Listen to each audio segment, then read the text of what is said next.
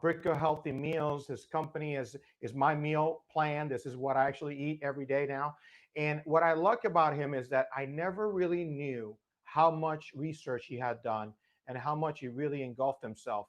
One thing about a chef, you always think about spices. You think about things that are tasting good. You think about unique dishes, right? And cultural dishes, right? But then you don't think about health when you think about a chef most of the time. And when you think about Mark, one thing that I really want in the minds of people after these shows is that to get to know the man and to know why he cares so much about healing a community. Mark, welcome again to another episode. Today we are going to dig deep into something I really, really care about, and part of it is children and obesity. Right. David, thanks for having me. I'm excited about doing part two, episode two of Hope, Health, and Healing. You know, last week on, we kind of set the groundwork. We talked about social, economic, or socioeconomic and its impact on our community. We discovered and we highlighted education, income, and culture and their impact. We also looked at the holistic approaches to health because I feel that every form of healing has its place. And we looked at alternative and preventative and conventional approaches to health. We also touched about we also touched on the important health statistics and the major causes of and disease in this country, right? Absolutely. And I should say around the world. And we also uncovered that 75% of illnesses in this country are just caused by three major health issues: heart disease, cancer, and stroke. But today we want to touch on obesity, which is like the underlying factor, the underlying cause of some of the major health issues we have in this country, right? We're looking at 39% of all the adults in this country are obese, and obesity is associated with many serious health concerns, like we were just talking about diabetes, heart disease, stroke, many types of cancer. When we started to break down the statistics, it uncovered that 39% of men and 40% of women between the ages of 18 and 35, which accounts for like 136 million people in this country, are obese. Worldwide, it's just 30%. So we are three times the prevalency in this country when it comes to obesity. So as a nation, we have some really, really, really, really serious concerns. Then we break that down into childhood obesity, right? We got 18.5% of the population between the ages of 2 to 19, which is apparently like 30.9 million, almost 40 million kids are obese and or overweight, right? And what I mentioned in the book, that unhealthy kids grow up to be unhealthy adults. So if you want to start curbing the obesity crisis or the obesity epidemic, if you want to take a page out of the book, a recipe for curbing obesity is staying active, eating a balanced meal plan. And I think once we start with the fundamentals, we are going to find ourselves on the right track in terms of curbing the obesity crisis we have in this country. Well, Mark, the way when I read your book, and when I think about my background in health and fitness, and as a trainer, I used to go to schools and talk about exactly those things: diabetes, heart attack, cancer, and obesity was part of it. Now, when I spoke about it when I was in my 20s, and now when I went in there after cancer, and I used to go to schools and speak to these kids, I feel like I used to tell these kids that this was a silent killer. And I used to tell the teachers that this was a silent killer. In other words, obesity was a silent killer, meaning that obesity led to all these other diseases. And I used to say that because people say, well, I'm okay. I said, yeah, but what is okay? Are you able to go up the stairs? Are you able to breathe okay? How do you feel after you eat? There were certain things that I would ask these people. And it was just, so when I'm reading your book, the biggest thing for me, I think, was, I love when you said, let your plate be your guide. I like that. But let your plate be your guide. And we used to tell, as trainers, we just say, here's how much protein, this is your protein intake, here's your carbohydrates, here's your fats, in terms of your, make a wrist, make a fist. And then Right. your protein would be just your palm of your hand. But the thing about it is, Mark, when we look at obesity and we look at childhood obesity, who's responsible? Is it the child or is it the adult? Right. So, what healing our community tries to address, the word there is community. We all have a role to play in the health and the well-being of our community, right? From parents, caregivers, society, those in charge of our, I should say, our elected officials, and you just take it all the way up. Everyone has a role to play in health and well-being in our society, right? So if we start to um,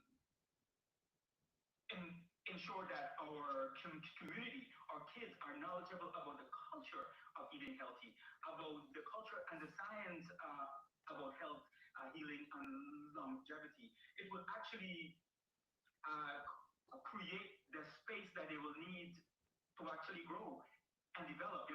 Most of the time, we were just talking about socioeconomics and education, right? It's education, education, education. I mean, education is like the pillar of, you trying to find your place in the community as to what level you will actually end up. And then when it comes down to actually eating, it's important to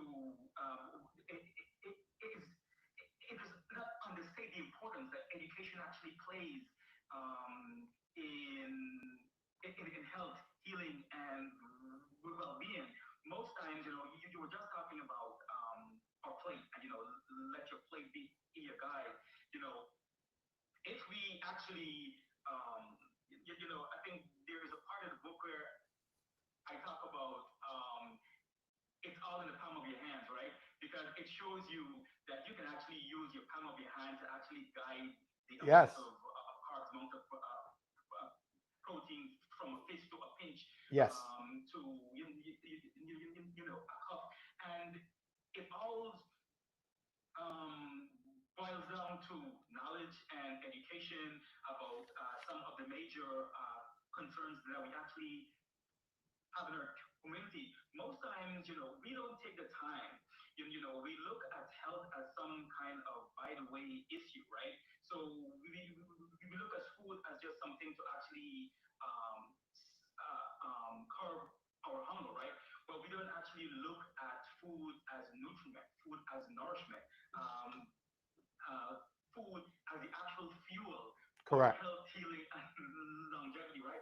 When we start looking at food holistically, that is actually one of the main sustenance our bodies that actually help us to grow, heal, and develop, then we will have a different approach towards health. Yeah, and we talked about that last week a little bit as well. We touched base on that. And of course, part of these segments are going to be that we're going to be going back and forth, of course, because everything comes together. But it goes back to economy, I think, as well, like we talked about last week. And, again, but the other part is the adult, by us going to a fast food restaurant, we need more options. We need more healthy options. And not every city has that. And we talked about that last week, that we need those healthy options as well, and educating. The other part of it is we forget that we're giving a child the same food every single day for 5 days a week after school or whatever. What happens is the body now develops this hunger for it. It's almost like an addiction. It's like it needs it. So that now this is what the kid wants to eat all the time, because we're not giving him options, or her options. But and child obesity for me is extremely hard, because I used to speak about that all the time at schools. But I think it starts in the home. I also think that, of course, as a community, we need better options, and that goes back to economy, but also education. Like Mark said, everything kind of comes together. We go right back to community again. It encompasses all those things. So let's move on to something that everyone right now is going through. Every single person in this country is going through, which is stress. And what were you thinking? In other words, why did you want to touch on stress when it came to this type of book about nutrition and health and wellness? So tell me this is again why this show's about is I want to get deep into the mind of Mark Wright, of the chef Mark Wright. Why did you think stress was such important for you to share that with us? Right. So, David, what I actually wanted to show was the many reasons, the many causes that impact our health and well-being. Right. Here in the United States, the often refer to it as the United States of stress, right? Because of the kind of culture that we actually live in. This always in the go culture that we live in, and there's never enough time in the day, right? But why I thought I wanted to put this in there was because stress can both be a medical condition, or it can exacerbate or kind of flare up a lot of existing conditions, right? So if you look at the kind of stress that kind of like depresses your immune systems or alters your mood, many times it damages your personal, professional relationship. Yes. That is one of the main reasons that I actually wanted to put it in there, because it is such a major part of our society, right? I wanted to show that balance is everything, right? Whether it's balance in your lifestyle, balance in your meal plans, is a kind of fundamental that you must get your nutrition in point, because what stress does, it kind of like it suppresses one of the main things that causes us to be healthy, right? That is, it suppresses our nutrition. So what I actually wanted to do was to give people some tips. Let's try to focus on living a balanced life, right? Let's try to find some time for exercise, right? Let's find some time for deep breathing or yoga. Make time to enjoy life. And David, we talk about this all the time. That I'm always busy. So I'm a culprit, and you too, because we live amazingly crazy style where we always busy, and sometimes we try to catch up, and we just can't even find the time, right? So that is just shows that a part of each and every one of our lifestyle, it can get out of control in a heartbeat, right? So Yeah. the idea here is to eliminate circumstances, eliminate people, or anything, or even an environment that kind of like elevate our stress level, because it's very impactful in a very derogative way on our health. Well, and to finish the part of stress, because if you want to read more, you're going to have to get the book. This is just really just going into the mind of Mark and finding out why did he add these things. This I thought was going to be a recipe book, and let me tell you something, it's not. This is almost like a Bible in terms of what you can do to be and live a healthy lifestyle. And I will say again, it's not about a diet; it's a lifestyle. It's not it's a meal plan for a lifestyle. Everything's about a lifestyle. You got to create certain habits to become a lifestyle. But one thing that I always talk about is when you're like really, for example, when you're getting up in the morning, the first thing you do is you don't take a phone call when you're getting up. Why? Because you're still not even up. Well, the same thing happens when you eat bad things. If you're eating a lot of carbs or a lot of pasta or a lot of different things or fatty foods or high sugars, what's going to happen is you go into these comas that you really don't pay attention to, and then you make these choices and you make these decisions, and you can get into a phone call and you can even get mad at somebody for no reason. The problem was that you were not feeling good. Your body was literally fighting something, and all of a sudden you turn into the stress and you allow the stress to take over, and then you actually could lose a relationship over it, not even thinking about it. But let's move, because that is one of my favorite part. I love when he said that. Let's move, because are you ready to move? I'm ready to move, because one of the things that I really hated about what happened to our country many years ago was they took away PE, physical education. They took away certain things that I, as a kid, grew up that maybe all the kids didn't like it. Maybe all the kids didn't like to do sports and kick ball or go for a run or go play some basketball. But here's the thing: if as a child we don't learn how to move, guess what happens? As an adult, we don't do it. It's harder. So I want to know your take on this, Mark. About let's move and raise a generation you know, of kids that actually want to move and not be on their iPads and on their iPhones and on, and now kids have learned how to make money playing video games. Oh my Lord, where are we going with this? So tell us, Mark, let's move. Right, David. Actually, Let's Move is an ambitious initiative by our former First Lady, Michelle Obama. When I was reading her article and kind of like studying the highlights of this endeavor, it was like, whoa, what we actually did in schools and in our society was to take out some of the health pillars, right?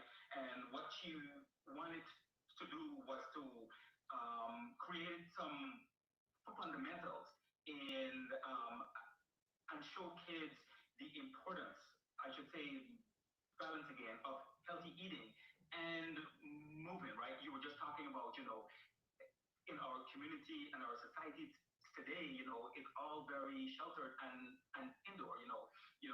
Back in the days, it was a priority. I mean, we didn't have, video games, and actually there's nothing wrong with it, right? But there's balance and everything, right? But what she wanted to do was to highlight the importance of movement, and movement was um, as a foundation for curbing the obesity epidemic. What Yes. she actually did was she studied those statistics, right? And her initiative was pretty much based on curbing that 18.5% obesity epidemic within the 2 to 19 years old in her country, right? So she was saying this is a project. This is a project for the entire community because she highlighted 5 pillars, right? And the 5 pillars that they're talking about giving your kids a healthy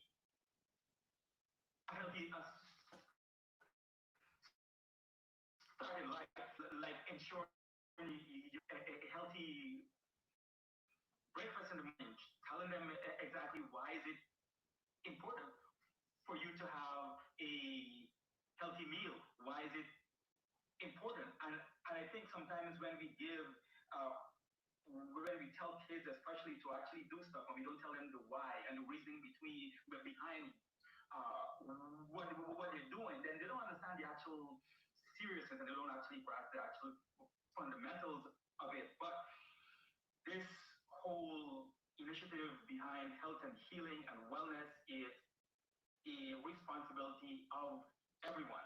Absolutely. She spoke about giving kids a healthy start. She talked about empowering parents and caregivers, right? The, first of all, we need to educate the parents and the caregivers of the fundamentals because we have a culture of unhealthy eating, right?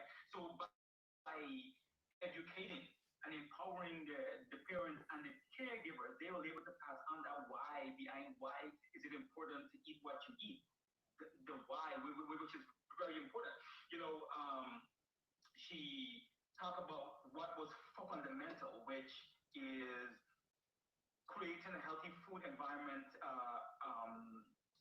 in schools.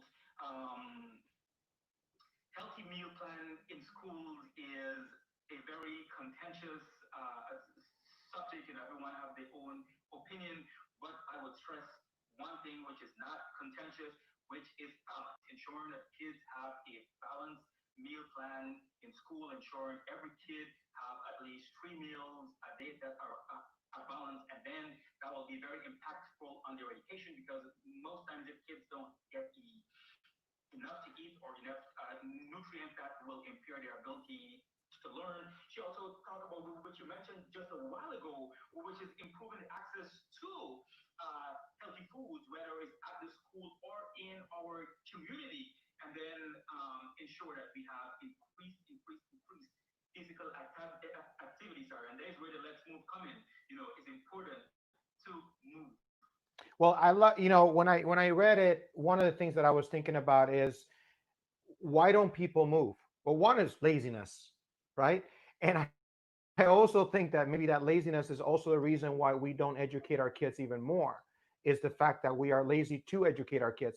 One of the things that with my goddaughter, I remember when she was a kid, everything that I said to her, she would say to me, why? I said, do this. She goes, why? Do this. Why? Eat. But here's the thing, you just mentioned that. But if we're not taking the time to explain to a child why, then the child will never even want to know again. Because eventually he or she will get tired of asking the same question. They'll ask something else because they always want to know everything, right? A child's like a sponge. But if you actually, in other words, for me, when I ate healthy as a trainer, and then it equated to me lifting heavier weight, or equated to me having more energy, equated to me being able to do longer cardio. Same thing when I was in school, play sports. I play sports. So I knew that certain drinks and certain water and drinking extra water or things like that made my achievements more. In other words, I was able to do more when I was on the court or on the field. And again, that I was able to learn that by doing it. If we could teach a kid, here, you eat this and you drink this and you see this, and then go out there and play and go see how you feel, I think it'll be a better way. But again, are we lazy? Is that it? Maybe we are, but again, we can't talk about every single chapter because, again, this is not an audiobook. This is basically, we are going into the mind of Chef Mark Wright today in his book, Healing Our Community One Recipe at a Time. And we're talking about certain subjects that I just want to know, why did he want to write about them? The next subject that I was thinking about and reading about was autism. A lot of my friends, Mark, I have three close friends that have foundations, nonprofits for autism, and especially autism in kids and children. And again, some of these kids are literally functional. They can drive, they can have a job, they're so intelligent, but yet there's a condition. So, where does nutrition and autism come in play in your mind? Right. So autism is very important because I think back in the days, according to the medical professionals, you don't actually know diagnosis. So we kind of like used to do a lot of misdiagnosis and kind of categorize kids under other different headings or different kind of ailments when we actually couldn't figure out what was wrong with them. But I think the autism spectrum, affects a lot of different kids differently. And what is important is that it impairs development in kids, right? So we want all these kids to actually live a full and meaningful life, right? So if we really, during their younger years, were not able to probably diagnose or treat those underlying conditions that would actually help them to actually develop into actually full contributing members of society, then we have a lot of um, um, adults in our community with developmental preventable disorders. So I actually put autism there because it is a large percentage of kids are actually being diagnosed with actually some form, some spectrum of autism. And what was important um, for our readers to understand, it is a developmental disorder. And if you were talking about kids and you want them to actually develop, and then we have a large um, set of our kids are being impaired by development, then just think about that same percentage of kids that will grow up underdeveloped, actually should say grow up to be underdeveloped adults. And so where nutrition comes in, or the partner that I wanted to get in there, is because nutrition is everything, right? If you are diagnosed with an ailment, and your doctor may prescribe certain foods for you to eat. So if we misdiagnose our kids with a developmental disorder, we will not be able to give them some of those foods and some of the treatment, some of the therapy that is needed for them to actually develop. So when it comes to autism, because it's such an important part of kids' development, is important that I actually put that in there so that whether it's a parent or a caregiver or whatever, you can look for the actual signs. And with your kids, whether it's your kid or a neighbor's kid, for teachers, right? Their job is to actually look and see those kids that may be associated with that spectrum and ensure that they get the necessary care that they need so that they can develop correctly. No, I thought it was great that you added that into it, especially because I literally now, um, investing my time in some of my friends' foundations, organizations that they have. One of my best friends is a five-time kickboxing champion, and one of his child's, the older child, is actually with autism. He lives with autism, and he has a school for kickboxing and boxing for these kids, so they can come in there and they can actually feel like they're being productive. Then I just interviewed another a young lady, Karelix, here in Miami. She has a huge organization, the Lotus Project for Autism as well. So I just thought it was great, and I think it's something that I believe why you put it in there, but I wanted the audience to know why you did, because again, you're literally sharing so much about health and nutrition that probably a lot of people did not expect, and that's, I think, one of the main reasons I picked your book to be one of the first book to do in the show, to go over it, is because you touch on so many different aspects of health and nutrition that I wanted people to get to know you as an author, and a thinker, not just as Chef Mark Wright. So we're going to finish today's show with, investing in our youth. Why not? We're talking about child obesity, we're talking about autism, we're talking about all this thing. Why not stop there at investing in our youth? Again, we talked about, social, community, economic. We talk about all these amazing programs that are out there. But again, how can we, why, or not the whys, I kind of know the why in terms of this case, because I know you, right, as a person. But tell us, what do you think are ways that we can change, uh, and invest in our youth, or what do you think are the biggest programs without giving the whole book away? What do you think? Right. So, David, so if you look at that same chapter, I kind of start off with one of the paragraph that says Whitney Houston said it best, right? I believe that children are our future. They are. So, as adults, right? As adults and leaders in our community, we need to act that way, right? We need to act that we are. We need to act like we are preparing the youth of today to be the future leaders of our society and of our community, right? So um, many times, um, I should say, many times we allow our the impact of society and the community from I should say, from preventing us from creating a framework for health and the development of our community. And it's important to know that every person in our community, every leader, as I was saying before, has a reason, has a role to actually play in developing our community. And I think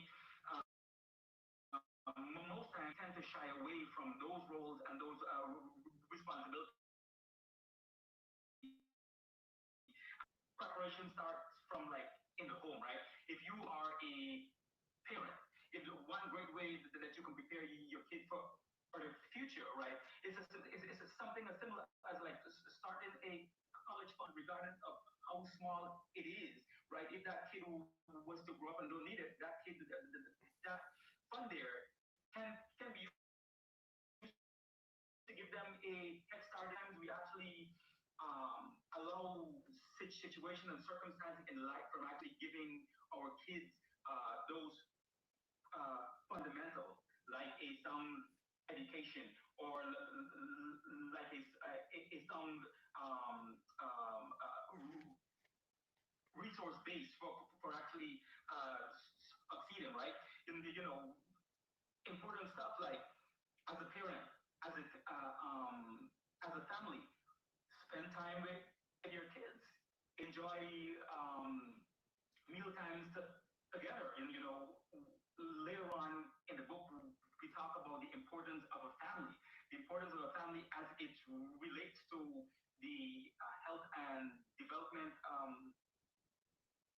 of your kids. Get involved, get your kids involved in extracurricular activities. And whether you are a parent or a guardian or someone in the community, hold our kids accountable and, be their biggest cheerleader. Amen. Well, listen, this has been a great, great episode. We got to talk a lot about kids and certain things today that I really wanted to touch on. And I really love this part. You talk about the college fund, be extracurricular activities. You talk about community, take advantage. There's a lot of services sometimes in the community that you're not taking advantage of. Mark talks about that as well. Don't turn a blind eye is one of the things that he talks about as well. And the biggest thing is to be a big cheerleader. Again, children are looking up to us for guidance, no matter what it is. And it's up to us to literally, if it's not even your child, but if you're an uncle or you're like me, I have all these friends of mine that have kids and I'm Uncle David, or, then I have a goddaughter. I look at my goddaughter, how much she has accomplished as a ballerina in gymnastics and things like that. But her father's a trainer. Her father's a trainer. Her father was an athlete. So, of course, between her father and me and everyone else around her, she has people literally being cheerleaders for her, but also the nutrition part of it and the exercise and the stretching and all that stuff has made her who she is. And I hope that when you listen to this message today, that we covered obesity, autism, we covered Let's Move, we covered some of these chapters in this book, and investing on the children's, on your youth. Remember that even if you're not a parent, if you're a teacher, you're a mentor, these kids are looking at you for advice, knowledge, and of course, any type of wellness that you can give to them. Because sometimes, like Mark says, we don't get it in our home for many, many other reasons. And some of the reasons is because of our environment. Well, again, thank you for joining us. Today's episode was really uplifting and as well educative in so many, many ways. I want to thank Chef Mark Wright. His book, again, is Healing Our Community One Recipe at a Time. And we're going to continue this for the next few weeks. We're going to continue to break this down. And the biggest part is I want to really dig deep into the mind of our author, our best-selling author, Mark Wright. Again, thank you for joining us in this episode. Mark, thank you again for being with us. And I'll see you next week. And we'll continue this chapters. Um, Again, I love you, man. You're awesome. God bless you always. And I cannot wait for next week's episode. Take care.